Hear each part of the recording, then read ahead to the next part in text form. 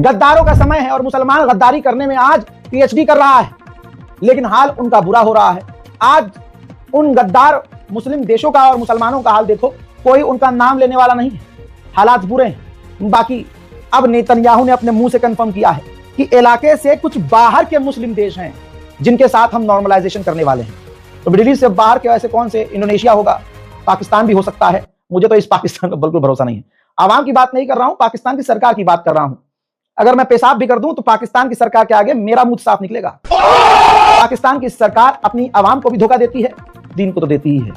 नाम के अल्लाह वाले हैं वरना काम सारे गलत हैं। अपने हालिया दिए गए बयान में नेतन्याहू काफी परेशान नजर आए, चिंताजनक नजर आए। उन्होंने कहा कि हम पर इल्जाम लगाया जाता है कि हमारी फौज ने वॉर क्राइम किया है, लेकिन ये हमें मालूम है कि हमारी फौज ने आम जनता को बचाने के लिए वो सब कुछ किया जो जरूरी है। दोस्तों, आपको पता है क्या ही उसने किया है? 1 लाख से ज्यादा फिलिस्तीनी मार दिए और हराम का पिल्ला ज्ञान पेल रहा है कि भैया हमने तो बहुत कोशिश की, आम लोग ना मरे। हजरात, आगे के बयान में उसने ये भी कहा कि पूरी दुनिया में हमें बोट्स के जरिए, जी हाँ, यानी रोबोटिक्स के जरिए, यानी एक आदमी 20-20 आईडी चलाकर फेक न्यूज फैला रहा है, जबकि ये बात क्लियर है कि पूरे इंटरनेट पर इजराइल का ही राज है। लेकिन आप तब क्या करोगे जब आपका जुल्म देखकर आपके समर्थक ही बोल दें कि तुम गलत हो? परेशान आदमी ने जो बौखलाहट में बयान दिया है उसका चंद सेकंड का वीडियो दिखाना जरूरी है ताकि किसी गांवचट्टे को यह ना लगे कि मैं अपने मन से कह रहा हूं। The second thing is that you say we committed war crimes, I committed war crimes, whatever. I guess if look, I would say that no army has done what Israel has done to try to get civilians out of harm's way, and Hamas has done everything in its power to keep civilians in harm's way. We tell them, please get out of a combat zone, and they shoot. Hamas shoots civilians who try to leave in order to get casualties, in order to get the propaganda effect that you're talking about, which is... हजरात, आगे के बयानात में वो और खतरनाक बातें करता हुआ नजर आया है। नेतन्याहू ने कहा है कि ईरान अमेरिका तक की मार करने वाली मिसाइल की ताकत चाहता है। वही वाला एजेंडा, ईरान की तरफ से दुनिया को डराना, खासकर अमेरिकियों को।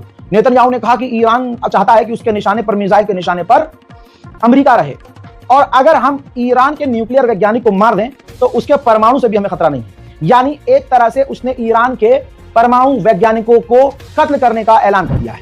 आप सोचिए कि जितनी भारत के मुसलमानों से, खास समुदाय के लोगों को नफरत है, वैसी ही नफरत इजराइलियों को फिलिस्तीन से है। ये इजराइल का नेता है, इसने स्टेटमेंट ये दिया कि अगर कोई फिलिस्तीनी कूड़े में भी आग लगाए तो उसे गोली मार। जेरूशलम और वेस्ट बैंक में फिलिस्तीन के इलाकों में इजराइल का कब्जा जारी है। जरा ये देखिए, जेरूशलम में फिलिस्तीन दहाड़े इलीगल तरीके से फिलिस्तीनी मकानों को इजराइल का बिल्डोजर तोड़ता हुआ नजर आ रहा है। अरे मरने के बाद तो शांति से रहने दो।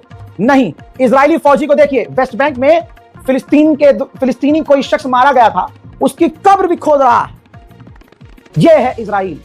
और ये सिर्फ इजराइल नहीं करता है, आपके आसपास भी ऐसे खास समुदाय के लोग हैं जो आपसे इतनी नफरत करते हैं आज भारत में कि आप अगर मर भी जाएंगे तो आपको एक कब्र में छोड़ना नहीं चाहते। ताजा तरीन रिपोर्ट से खुलासा हुआ है कि नेतन्याहू सपोर्ट करता है वेस्ट बैंक पर कब्जा करना और आउटपोस्ट बनाना। जाहिर सी बात है, नेतन्याहू चाहता है तभी तो ये हो रहा है।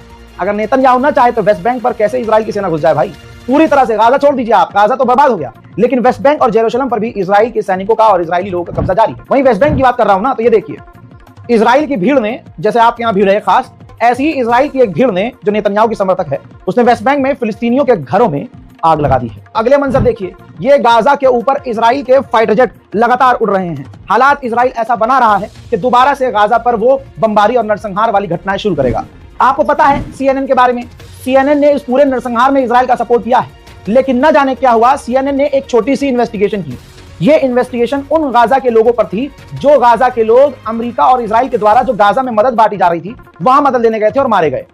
वो जो लोग मारे गए उन पर जब CNN ने रिपोर्ट बनाई तो उसके अंदर बताया CNN ने कि इजराइल ने मदद लेने वाले बेगुनाहों को गोली मारकर कत्ल कर दिया और उनको ऐसी जगह दफना दिया जहां उनकी कब्रों के निशान नहीं है। एक साथ कईयों को एक साथ ही एक ही गड्ढे में दफना कर ऊपर से मिट्टी डाल दी और उनकी कब्र के निशान नहीं छोड़े। यह CNN ने कहा। हजरात, गाजा के अंदर येलो लाइन बनाई है इजराइल ने। येलो लाइन के अंदर छोटा गाजा है जहां पर हमास रूल कर रहा है, और येलो लाइन के बाहर ज्यादातर 70% इलाके में गाजा में इजराइल का कब्जा है। अब इजराइल ने वो येलो लाइन आगे बढ़ा दी है, यानी फिलिस्तीनियों के इलाके में और आगे बढ़ के अंदर घुस गया है। एक बार फिर से गाजा के अंदर इजराइल घुस रहा है। हजरात, उधर इजराइल के हरामीपने से इजिप्ट भड़क गया है।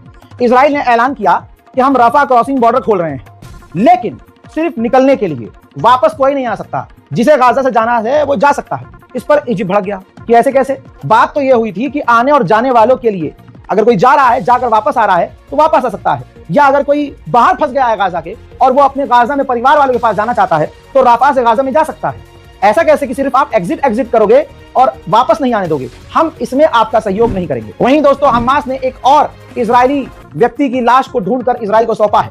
गाजा के हालात कितने बुरे हैं आपसे ज्यादा मुझे पता है, लेकिन अफसोस ये हो रहा है ये देख के कि अब दूसरे यूट्यूबर, कुछ यूट्यूबर जो फिलिस्तीन पर बोलते थे, अब वो फिलिस्तीन पर नहीं बोल रहे हैं। रीजन क्या है? क्योंकि आप देख नहीं रहे। जब आप देख नहीं रहे तो उनकी ऐड नहीं चल रही है, वीडियो पर ऐड नहीं चल रही है तो रेवेन्यू जनरेट नहीं हो रहा है, तो वो क्यों बोलेंगे? लेकिन आपका भाई यहाँ टिका है। बहुत आए बहुत गए, मुझे देखकर लोगों ने फिलिस्तीन के बारे में बोलना शुरू किया, और जब पैसा खत्म हुआ, पैसा आना बंद हुआ, एड ब्लॉक होना शुरू हुई, चैनल डिलीट होना शुरू हुआ, वो पीछे हट गए। लेकिन मैं आपके लिए अल्लाह के नाम पर आपके साथ खड़ा हूं, फिलिस्तीन की खबरें दिखा रहा हूं, दिखाता रहूंगा। इंशाल्लाह मैं अपनी तरफ से आपको मायूस नहीं करूंगा। हजरात, इस बारकोड का इस्तेमाल इसलिए कीजिए क्योंकि मैंने परसों मदद रात को भेज दी है वहां गाजा में। हिंदुस्तान के वक्त के मुताबिक 3:30 बजे रात को मैंने मदद पहुंचा दी है। अब मेरी कोशिश है कि अगली खेप में जल्द से जल्द भेजूं, और जिसकी तस्वीर भी आपको दिखाऊंगा। दिल मेरा तब दुखा जब मैंने आगे बहन से कहा कि हमारे लोग जो है थोड़े उल्टे दिमाग के हैं हिंदुस्तान में, किसी चार की वजह से, उनकी गलती की वजह से हम पर कुछ भी कहा जा सकता है। तो अगली बहन ने कहा कि यहाँ लाइट नहीं है।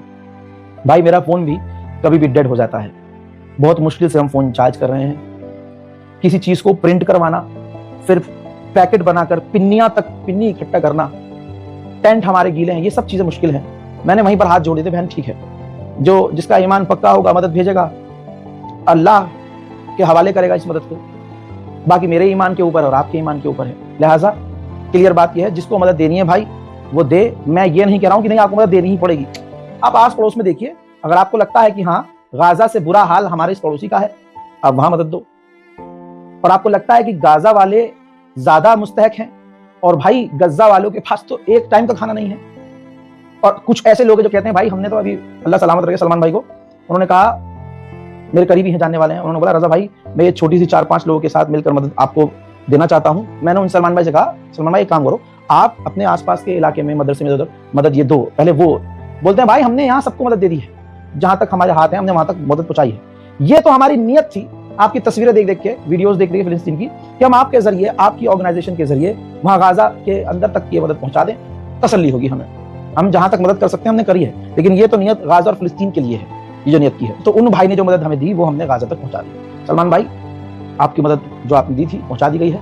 आगे और भी मेरी कोशिश है, आप लोग नहीं भी आगे आएंगे तो अल्हम्दुलिल्लाह हम अपने यूट्यूब से जो कुछ कर रहे हैं थोड़ा थोड़ा करके वहां, क्योंकि मुझे अच्छी नींद आती है रात को, जब बिस्तर पे सोता हूं तो मुझे लगता है कि हाँ चलो ये इस काबिल तो हूं कि 5 लोगों का पेट भर रहा है, वहां तक हम मदद पहुंचा रहे हैं। वहां जरिया डायरेक्ट हमारा करीबी मौजूद है, हमारी बहन वहां मौजूद है जो ग्राउंड पर काम कर रही है। लिहाजा हालात बुरे हैं, इस रिपोर्ट को शेयर कीजिएगा, अपनी राय कमेंट में लिखिएगा और इंतजार कीजिएगा मेरे अगले अपडेट का। तब तक के लिए जय हिंद।